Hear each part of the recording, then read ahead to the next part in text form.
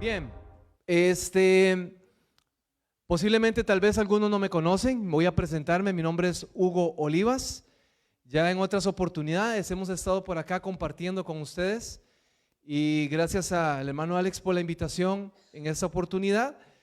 Siempre es un desafío cuando uno comienza a pensar un poco acerca cuando le invitan a trabajar algunos temas, sobre todo para la juventud, en estos espacios de sociedad de jóvenes, porque yo me pongo a pensar, ¿qué me gustaría a mí haber escuchado cuando yo estaba en una etapa de adolescencia, en una etapa de formación?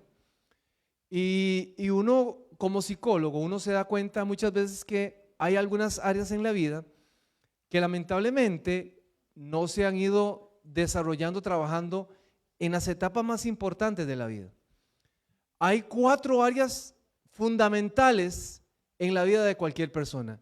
Y créame que ahora uno cuando trabaja con adultos, cuando trabajamos en procesos de terapia o crecimiento personal, cuando una persona siente la necesidad de buscar ayuda y desarrollarse a nivel personal, desarrollando algunas áreas de la vida, uno se da cuenta que el ser humano carece de estas, específicamente de estas 3 áreas.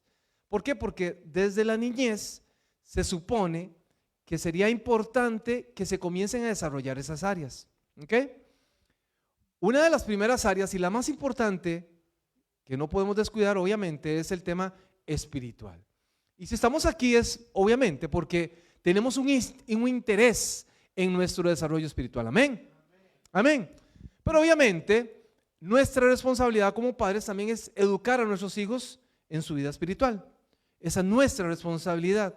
Eso no depende de las escuelas, ¿no? Es más, hasta prohibido está muchas veces en los centros educativos hablar de religión. Entonces no podemos pretender que en las aulas eduquen a nuestros hijos con el tema espiritual. Eso nos compete a nosotros como padres de familia. Otra de las áreas que es muy importante y que es muy descuidada y que cuando uno tiene la oportunidad de trabajar con muchas personas, en la mayoría de los casos, es el tema de los afectos. ¿Cómo cuesta de verdad el ser humano que aprenda a manejar sus afectos? O sea, los afectos, jóvenes, tienen que ver con el tema del sentimiento, de quién me voy a enamorar, con quién voy a compartir el resto de mi vida. Créame que uno escucha usualmente en temas de pareja cuando uno dice, no, es que yo ya no aguanto a esa persona, yo ya no quiero estar con esa persona, mire, me equivoqué, por supuesto, mire, este es mi segundo divorcio, mire, estoy enfrentando esa situación, mire, yo ya no lo soporto, ya no la soporto, ya no nos aguantamos. ¿Por qué? Porque no hemos aprendido a manejar nuestros afectos de una manera correcta. Y los jóvenes desde pequeños, ya cuando comienzan a enamorarse, cuando comienzan a gustarse, cuando comienzan a decir, las niñas en su adolescencia que dicen, uy, vea qué guapo que está, qué guapo, mire, es una persona reconocida, es el más popular, o ella la más popular, es la más guapa del colegio, de la institución, y entonces me volvió a ver y ya nos enamoramos, nos flechamos, amor a primera vista. Y comenzamos a tener, bueno, sobre todo los adolescentes, comienzan a meterse en un problema, ¿no? Porque a veces no sabemos manejar eso, los afectos. Y eso de verdad, se los digo, no solamente es en la adolescencia, también en la adultez, ¿no? Vemos los frutos de todo este tema en adultez. Otro de los temas que se han descuidado y que son trascendentales e importantes tiene que ver con el tema de las finanzas. Qué importante es que desde niños, desde la infancia, desde la juventud, se le comiencen a enseñar el tema de cómo administrar las finanzas de manera adecuada. Vea que estamos hablando de temas trascendentales, estamos hablando de espiritualidad, vida eterna, estamos hablando de afectos, con quién me voy a casar.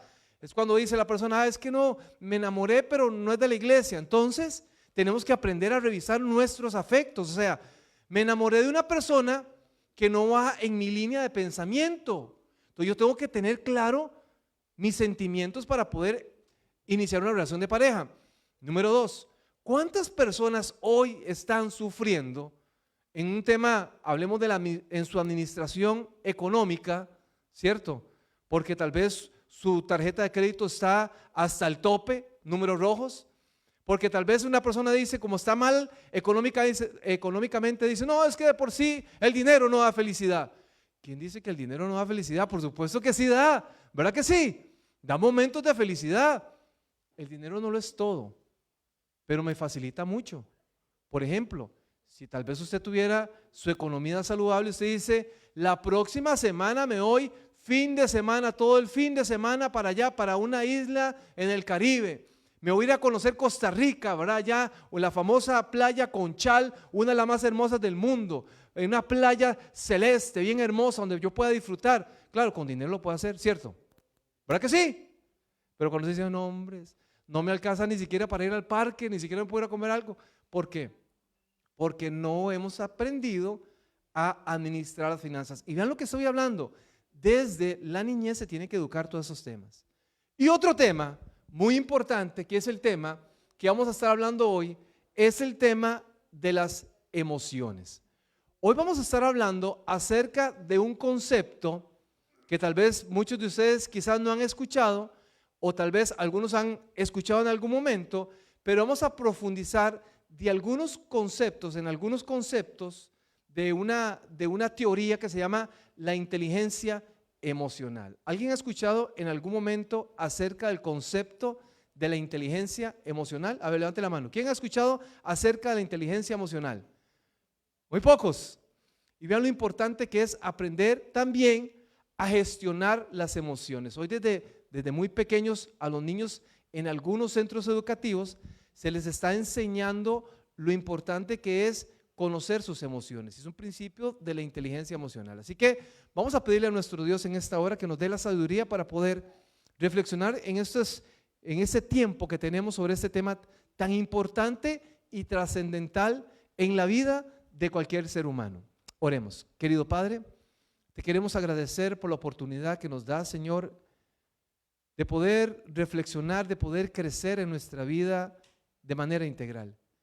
Pedimos, Señor, que esto que vamos a estar hoy conversando sea para nuestro beneficio, para nuestro crecimiento, y que nos permita, Señor, de verdad poder crecer, Señor, en conocimiento, en sabiduría, y que todo lo que podamos escuchar acá también lo podamos poner en práctica. En el nombre de tu Hijo amado Cristo Jesús oramos. Amén, amén. El texto de Proverbios, el capítulo 16, versículo 32 dice, mejor es el que tarda en airarse que el fuerte, y el que se enseñorea de su espíritu del que toma una ciudad. Noten ustedes cómo lo hablaba acá en el libro de Proverbios Salomón. Y él decía, mire, es mejor el que tarda en airearse, en enojarse. El enojo es una emoción primaria. Todos los seres humanos nos enojamos. ¿O hay alguien aquí que no se enoja? El tema es, ¿qué hacemos con el enojo? Hay gente que se enoja y destruye. Por eso Jesús decía, airados, ¿pero qué? Pero no pequéis. No se ponga el enojo sobre, ¿verdad? Sobre el atardecer. ¿Por qué? Porque él sabía que el enojo es una emoción primaria del ser humano. El enojo, el miedo es una emoción primaria. El miedo siempre está allí. Todos los que estamos aquí de alguna u otra manera sentimos miedo. Posiblemente tal vez usted le diga, mire, venga a dar aquí la bienvenida. El sábado a usted le corresponde la lectura bíblica. El sábado a usted le toca el saludo a la gente, habla la bienvenida.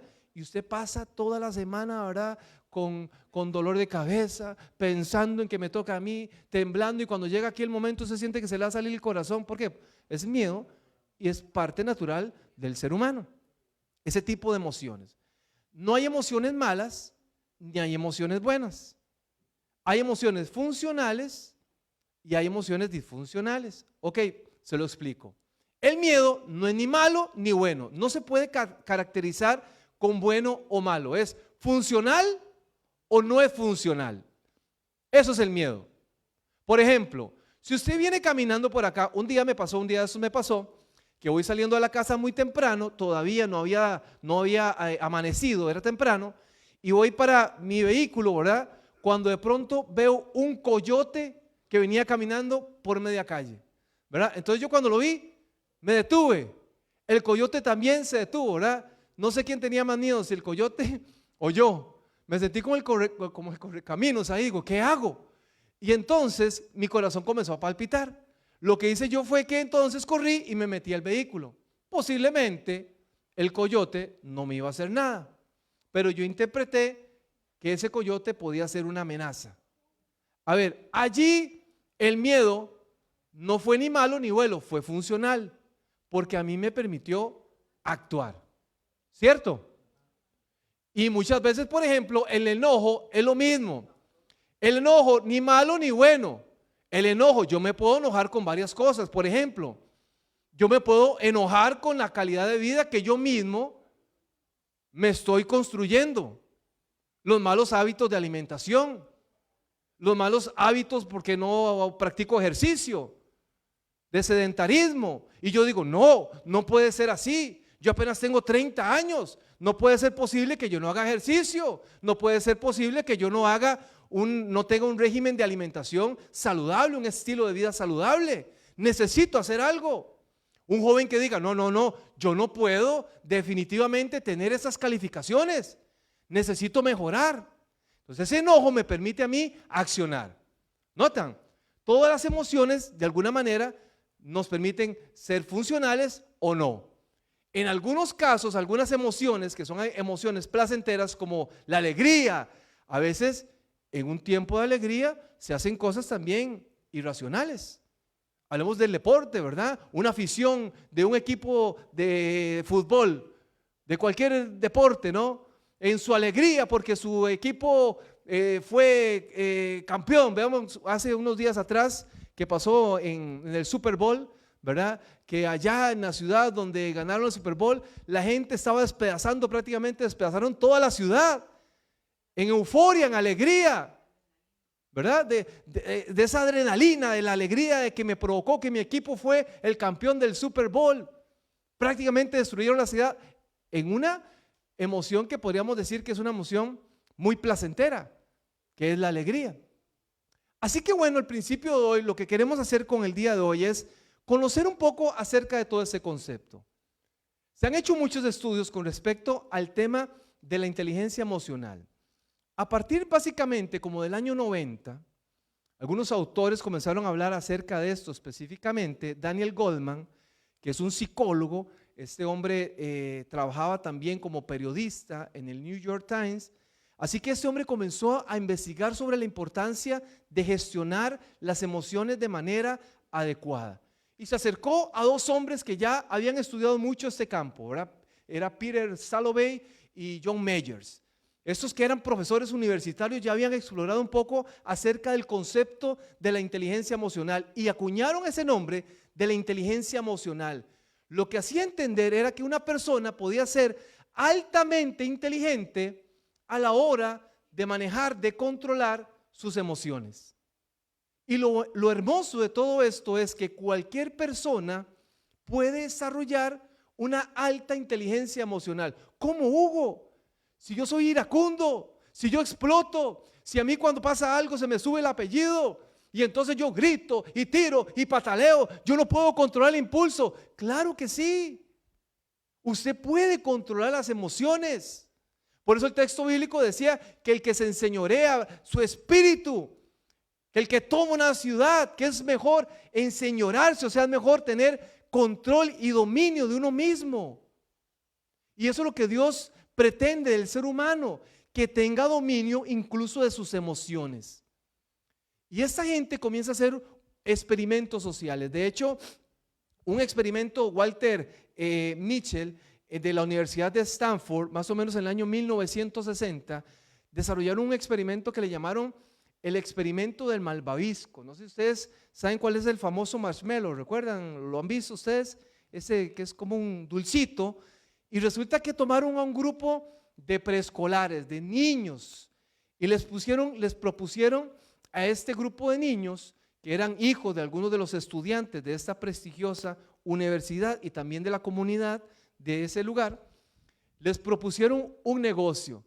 Los tomaron, los tenían en un lugar donde los estaban observando, lógicamente, y les dijeron a los niños, los sentaron en una mesita, les pusieron un dulce, ¿verdad? Pónganse a pensar ustedes, tal vez en algo que a ustedes les encante, Era un pedacito de cake de chocolate, no sé, una fruta, cualquier cosa que a usted les agrade, ¿verdad? Porque no le voy a decir un pedazo de repollo, ¿verdad? Porque la mayoría de la gente, ay, no, repollo no, lo que es saludable no nos gusta mucho, ¿verdad?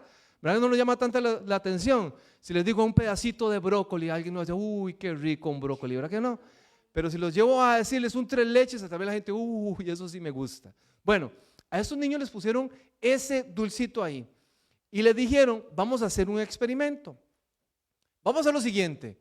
Nosotros, le decían los investigadores, vamos a salir de aquí por un tiempo.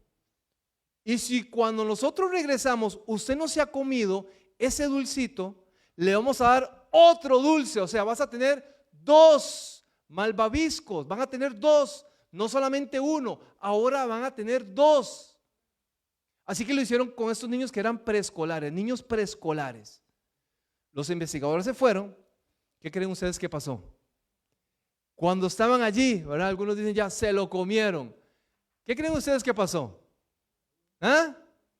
Algunos se lo comieron, otros lo dejaron, todos lo dejaron. ¿No saben qué pasó? Algunos de los que estaban allí se lo comieron inmediatamente. O sea, no había salido el investigador del salón cuando lo agarraron y se lo comieron. De una vez se lo tragaron y lo saborearon. Otros lucharon contra su impulso y lo veían y se rascaban la cabeza y se iban y llegaban y lo volvían a ver, pero se aguantaron. Así que cuando llegó el investigador, a todos los que se habían aguantado les dieron el segundo marmelo. Eso quiere decir que ahora tenían 2. Y aquí comenzaron a hablar acerca del control del impulso, de la capacidad de demorar la gratificación, le llamaban así, que tenían una alta capacidad de demorar la gratificación, que tenían una alta capacidad de controlar el impulso. ¿Han visto ustedes que hay gente que es muy impulsiva y que ante una situación simplemente se dejan llevar por la situación? ¿Lo han visto? ¿Han visto ustedes, por ejemplo, hace unos años atrás, vimos la noticia de un hombre, de un actor mexicano, que comenzó a discutir con un hombre y se comenzaron a llenar de ira y a discutir fuertemente, y este actor mexicano muy conocido lo empujó, el hombre se cayó, se golpeó la cabeza en el piso, en el suelo y murió. ¿Lo recuerdan ustedes la noticia? Hoy todavía el hombre está en la cárcel. ¿Cuántas historias hemos escuchado que en algún momento, en una discusión, un hombre va manejando un vehículo, el otro le toca el claxon, la bocina, el pito, dicen en Costa Rica, y entonces se bajan y comienzan a discutir, el hombre saca un revólver, una pistola, le dispara, lo mata, y después la persona dice, ¿qué hice? No pudo controlar el impulso. Y si lo vemos en nuestra familia, hablemos en la relación de pareja.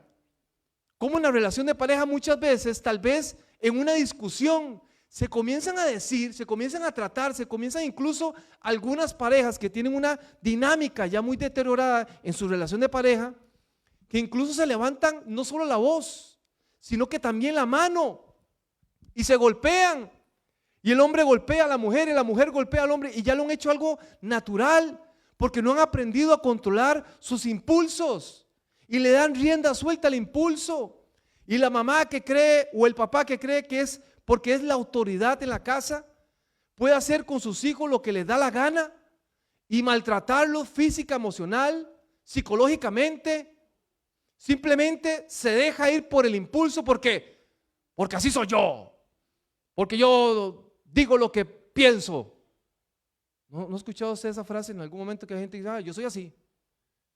Yo soy así, yo no tengo filtros, yo lo que digo, lo pienso, le guste a quien le guste. Yo no soy un billete de $100 para caerle bien a todo el mundo. Y con esa forma de pensar, anda provocando dolor. No han aprendido a controlar el impulso. Vean lo interesante de todo esto, es que a estos niños comenzaron a darle un seguimiento prácticamente en todo su desarrollo, en toda su vida. Y lo siguieron desde preescolares, en la escuela, como adolescentes, como adultos jóvenes, e incluso ya cuando estaban casados, e incluso cuando ya habían cumplido todo el ciclo universitario y estaban trabajando, y se dieron cuenta que aquellos jóvenes que habían aprendido, que tenían la capacidad de controlar la gratificación, el impulso, habían sido personas más exitosas. El 90% eran personas súper exitosas, eran personas que tenían control emocional. Y aquí entonces estos autores comienzan a darse cuenta que el 90% del éxito de una persona radica no en su coeficiente intelectual, sino en su inteligencia emocional.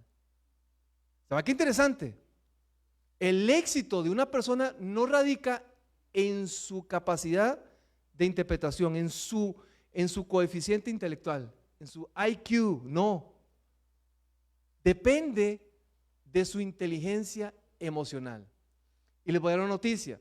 Todos los que estamos aquí tenemos un IQ, ¿cierto? Todos los que estamos aquí tenemos un grado de inteligencia, todos. Si nos harían un test de inteligencia, posiblemente ahí nos vamos a dar cuenta en qué parámetro estamos, ¿verdad? Y eso no se puede mejorar. Eso, el coeficiente intelectual que usted tenga va a ser para toda la vida. Usted puede mejorar su conocimiento, pero el coeficiente intelectual no. Lo importante de todo esto es que la inteligencia emocional sí la puede mejorar. Vea, porque no solamente es un tema, hasta en la Biblia lo podemos encontrar. ¿Recuerdan ustedes en algún momento cuando Jesús llegaron a apresarlo? Dice el texto bíblico que ahí estaba con uno de sus discípulos y uno de sus discípulos desenvainó una espada y allí había un soldado. ¿Lo recuerdan? Ahí estaba el soldado Malco, estaba allí. Y dice que ese discípulo sacó y brum, le voló la oreja, le cortó la oreja a aquel soldado. ¿Se imaginan? Un acto, posiblemente la gente dice, pero está defendiendo al maestro. Pero no supo controlarse. Y hay gente que tiene ese problema, ¿no? Que no puede controlarse, que no sabe controlarse, que tal vez no dispara porque no tiene una pistola en su mano. Que vea que es serio lo que estoy diciendo. Pero ¿qué pasaría si esa persona tuviera un objeto que le pueda hacer daño a alguien? Tal vez lo utilizaría. Y aquel discípulo le cortó la oreja a Malco, al soldado. ¿Qué hizo Jesús? Jesús aquí le dio un acto de humildad y le quiso mostrar algo que es sumamente profundo. Dice el texto bíblico, usted puede conocer, puede buscar la historia bíblica. Dice que Jesús tomó la oreja de aquel soldado y ¿qué hizo? Se la puso. Pregunto yo, posiblemente tal vez había quedado algún rasgo en sus vestiduras. Posiblemente tal vez al cortar, al amputar una oreja, su sangre posiblemente le había manchado su vestido, su traje, lo había pringado. Pero Jesús tomó y se lo puso nuevamente a aquel que había llegado a Jesús con una motivación incorrecta, porque aquel hombre había llegado a Jesús, aquel soldado había llegado a Jesús con una motivación incorrecta, ¿cierto? Hay gente que llega a Jesús con motivaciones incorrectas, con motivos incorrectos, lo quería atrapar y aún así aquel hombre que no merecía la gracia de Dios fue restaurado, porque eso es lo que hace Dios en nuestra vida. Ninguno de los que estamos aquí merecemos ser perdonados, pero Dios lo hace. Porque Dios restaura, Él es restaurador. Él restauró la oreja, todo lo que tenía aquel daño lo restauró. Pero bueno, no nos quedemos en eso, quedémonos en el tema de lo que hizo aquel discípulo, aquel seguidor de Jesús. Vean lo importante que es definitivamente entender el concepto de la inteligencia emocional. Miren, les voy a decir muy rápido porque el tiempo nos avanza y este tema es sumamente amplio. ¿Saben ustedes que el cerebro, que es esa máquina compleja y hermosísima que Dios ha diseñado al ser humano, no hay invención del ser humano que se llegue a asemejar a la forma como trabaja el cerebro? Alguien decía en algún momento que el ser humano utiliza solamente el 10% de su capacidad. Albert Einstein creo que fue el que dijo en algún momento. Sin embargo, hoy la neurociencia ha descubierto que eso no es cierto. Ha desmitificado eso. El ser humano utiliza su capacidad plena. Su capacidad plena. Lo que pasa es que no lo puede utilizar todo al mismo tiempo. O sea, El cerebro va a operar dependiendo de las áreas específicas del cerebro que se van a activar dependiendo de la tarea que usted está haciendo, ¿cierto? Entonces, si yo estoy hablando, hay áreas específicas de mi cerebro que está actuando. Si yo estoy corriendo, hay áreas específicas. Si yo estoy hablando, si yo estoy cantando, cada movimiento que yo hago, hay un área específica de mi cerebro que está trabajando. ¿Ok? Entonces vamos a prácticamente utilizar el 100% de nuestra capacidad. ¿Saben ustedes que un cerebro normal tiene aproximadamente 85,000 millones de neuronas? ¿Noten ustedes qué impresionante? 85,000 millones de neuronas tenemos nosotros. ¿Saben en promedio cuántas neuronas mueren en un día en una persona promedio? 50,000 neuronas. 50,000. Bueno, pues 50,000 son demasiadas, pero tenemos 86,000. Antes se decían que cuando una neurona, recuerden que la neurona tiene que ver con muchas cosas. Las neuronas es lo que produce de alguna manera las emociones del ser humano. Dopamina, tenemos la dopamina, que es la dopamina que no solamente la produce el cerebro, otro día podemos hablar de eso, la produce también el estómago. ¿Saben ustedes lo que le llaman el sistema nervioso entérico? Que es en el estómago, que se conoce como el segundo cerebro. Aquí es donde se produce una gran cantidad de neuronas, y muchas de las neuronas que se producen acá tienen que ver con el estado de ánimo. Eso quiere decir que lo que comemos nos enferma, no solo físicamente, mentalmente. Vean qué tema más hermoso lo que estamos hablando ahorita, porque es un tema que usted tiene que comenzar a revisar, a explorar, a entender, a comprender. Ahora comprendo por qué yo me siento ansioso, yo me siento con esta depresión, yo me siento así, cansado, física, emocionalmente. Claro, porque puede surgir de aquí que hay una conexión entre el estómago y el cerebro. Nuestros dos, el cerebro que se conoce, bueno, el segundo cerebro que es acá, y es una relación hermosísima. Como si unas 100,000 millones de neuronas tenemos aquí, producimos acá. Y cada una de esas neuronas que producimos en nuestro cerebro tienen una función. Es más, les voy a decir algo con esto, ya vamos por ahí puntualizando para ir aterrizando en el tema de hoy. ¿Saben ustedes que en la niñez y en la adolescencia hay 3 áreas del cerebro que se desarrollan de una manera muy rápida? Número 1, hay un área que se llama la parte de la amígdala. La amígdala tiene que ver con la gestión de las emociones. Hay una parte del cerebro, las amígdalas del cerebro, son 2 que tenemos ahí, que son pequeñitas. Estas 2 es prácticamente la base de lo que es la administración de las emociones. Las emociones prácticamente, que es lo que percibimos, se producen por la percepción, por lo que vemos, ¿cierto? Por eso nos llenamos de emoción cuando vemos algo, y aquí es donde surge todo, en esa parte de las amígdalas. Hay otra parte que tiene que ver con la parte del placer y la recompensa del ser humano, que tiene que ver con todo eso que nos genera, se llama el núcleo accumbens. Todo eso tiene que ver con el placer. Todo eso tiene que ver, en algún momento lo podríamos también explorar, que tiene que ver con lo que el ser humano anda buscando, que le hace sentir bien.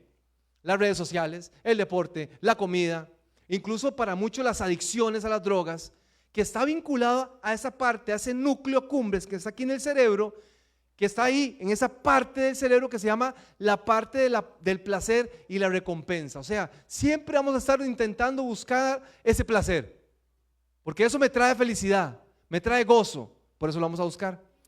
Y hay otra parte del cerebro de un joven que se comienza a desarrollar, que es la parte del frente, que se llama la parte prefrontal del cerebro, la corteza prefrontal del cerebro. Y dentro de muchas funciones, esta parte que está aquí, la parte prefrontal del cerebro, tiene que ver con algo que es no solamente el impulso sexual, con la toma de decisiones, que es importante. ¿Qué decisiones voy a tomar? ¿Qué voy a hacer? Tiene que ver con la parte de la metacognición y tiene que ver con un montón de cosas. Pero lo interesante de toda esta parte, que es esta parte que está aquí, ¿saben ustedes aproximadamente hasta qué edad madura? Hasta los 30 años de edad. O sea, un joven está en un proceso donde su parte prefrontal está madurando. Por eso muchas veces los jóvenes no acertan en ciertas decisiones, porque esa capacidad de raciocinio que está aquí aún todavía no está desarrollada, porque esa amígdala que tiene que ver con sus emociones también se está desarrollando. Y entonces, ¿cómo hacemos para poder ahora sí que estos muchachos sean dueños, se enseñoreen de sí mismos? Ese es el reto. Y eso es lo que también nosotros como adultos tenemos que ir modelando, porque además de eso, usted como padre, madre de familia, usted también modela, usted es un modelo. Usted le enseña a sus hijos cómo actuar en momentos de crisis, en momentos de adversidad. Usted les está enseñando cómo controlarse, cómo controlar sus emociones. Ahora, hablemos de los principios y con esto vamos aterrizando. El principio de la inteligencia emocional tiene 5 componentes y son los 5 componentes que usted tiene que llevarse hoy para su casa para que usted los ponga en práctica. Número 1, conocer las emociones. ¿Cómo nos cuesta entrar en contacto con nuestras emociones? Es más, a veces usted se siente mal, pero no sabe ni siquiera qué es lo que siente. ¿Cómo se siente? Me siento mal. ¿Pero qué tiene? No sé, pero me siento mal. ¿Qué tiene? ¿Está enojado? ¿Está triste? ¿Está frustrado? ¿Qué es lo que usted siente? Vean qué importante es entrar en contacto con nuestras emociones. Se llama conocimiento emocional. Que usted conozca qué es lo que usted está sintiendo. En un momento tal vez de mucha angustia, en un momento tal vez de mucha tristeza. Porque es la forma como usted puede de alguna manera controlar esa emoción. Cuando usted está enojado, usted tiene que entender, estoy enojado. Cuando usted está en una relación de pareja, discutiendo con su pareja y usted siente que se está enojando, usted tiene que decir, estoy enojado. Voy ya por 9, ya voy por 8, ya voy yo ahí subiendo, ¿verdad? Mejor le voy a decir a mi pareja, dejémonos aquí un momento, hagamos una pausa y después me voy por allá, enfrío mi cabecita y volvemos a conversar. Porque yo ya estoy entrando en conciencia con mi emoción. Vean qué interesante todo esto. Principio número 1 se llama autoconocimiento emocional. Principio número 2 se llama gestión emocional. Cuando yo conozco qué es lo que yo siento, ahora sí, yo tengo la capacidad de administrar mi emoción. Si yo estoy feliz, debo aprender a cómo manejar mi felicidad. Si yo estoy triste, yo necesito aprender a manejar mi tristeza.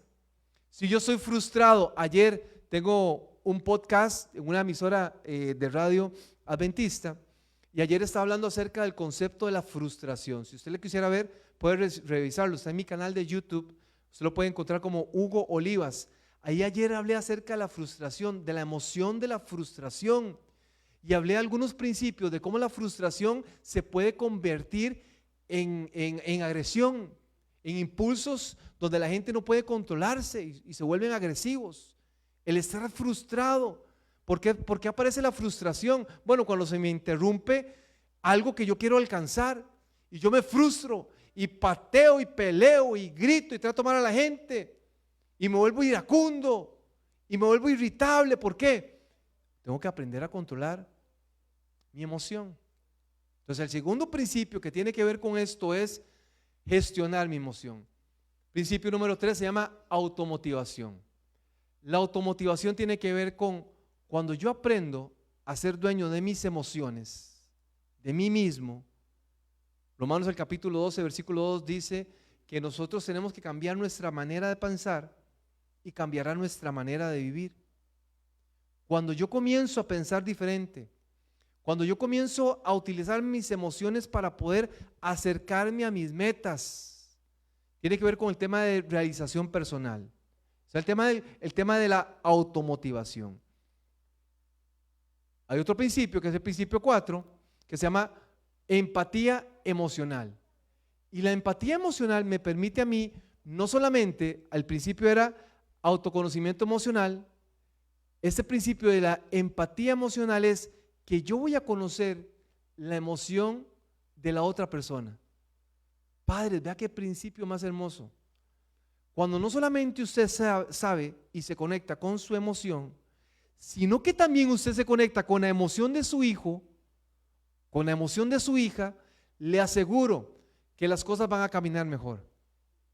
Cuando usted como pareja no solamente se conecta con su emoción y usted dice, yo sé lo que estoy sintiendo, cuando usted es empático y esa empatía emocional le hace a usted ver, conocer cómo se está sintiendo usted su pareja, le aseguro que la forma de resolver los problemas van a ser diferentes. ¿Por qué? Porque soy empático, porque tengo que entender, mire, se está enojando y mejor me tranquilizo porque ya se está enojando. Y si soy yo en 8 y ella ya va por 9, ¿cómo va a terminar el problema? Va por 20, ¿verdad? Mejor aquí salir corriendo, porque el problema se nos va a salir de las manos. Y ustedes saben de qué les estoy hablando, porque es un principio que se da. Lo podemos aplicar en todo, en el trabajo, cuando usted es empático con los demás y usted también intenta conectarse con la emoción de la otra persona y usted dice también, mire, está frustrada y ella está gritando porque ya siento que está frustrada, está enojada, mejor voy a alejarme un poco y tal vez no le voy a hablar con el mismo tono que me está hablando. ¿Por qué? Porque estoy siendo empático. Y esto me lleva a ese principio que es el último principio, que es a manejar las relaciones interpersonales, a mejorar el principio de las relaciones interpersonales. Créanme, ese principio incluso lo tenemos que aplicar aquí en nuestra iglesia, porque hay gente que a veces no tiene esa empatía emocional, no se conecta con el hermano, con la persona que tal vez por una situación particular, por un problema particular, por una situación que está experimentando en ese momento, quizás su estado emocional no es lo mejor, que eso es una emoción, es un estado emocional que es muy intenso pero es pasajero, es una emoción. O sea, la emoción viene y desaparece muy rápido. Una característica de la emoción. Intenso porque es muy fuerte, pero pasa muy rápido. A diferencia del sentimiento, pero eso lo vamos a explicar en otro momento. El sentimiento se prolonga. El amor es un sentimiento que permanece. El miedo es una emoción, gracias a Dios, porque si no el miedo andaríamos un miedo eterno y no es así. Hecho el amor, echa fuera el temor. Amén. Bien, este es el principio de la inteligencia emocional. Ojalá que podamos poner en práctica esos 5 principios para poder gestionar nuestras emociones de manera correcta. Le invito, me imagino que, no sé si lo están transmitiendo o no lo están transmitiendo. Si lo están transmitiendo. Si usted no los apuntó, y a la gente que está allá en su casa, que lo estaba en ese momento viendo también, como queda grabado aquí, se puede llegar a revisarlo y apuntar cuáles son los 5 principios para ser yo una persona inteligente emocionalmente hablando. Que Dios nos dé sabiduría, que nos permita de verdad poder desarrollarnos en esta área tan importante y sobre todo también enseñarle a nuestros hijos ese principio. Hoy lo estamos haciendo, todos somos expertos con los emojis, ¿verdad que sí? Con los emojis expresan nuestras emociones, nos están haciendo identificar algunas emociones. He visto caritas rojitas, ¿verdad? Cuando están enojados, o caritas felices. Todo eso tiene que ver ¿con qué? Cuando sale humo, ¿verdad? Cuando sale humo se dice, no, ya terminó la conversación, ¿verdad? Y lo dejaron en visto. Pues bueno, que Dios nos bendiga. Espero que de verdad pueda ser provechoso toda esta reflexión y ponerlo en práctica, ¿verdad? Eso se llama velocidad de implementación. Cuando uno escucha algo que siente que le puede beneficiar, hay que ponerlo en práctica inmediatamente. Que Dios los bendiga.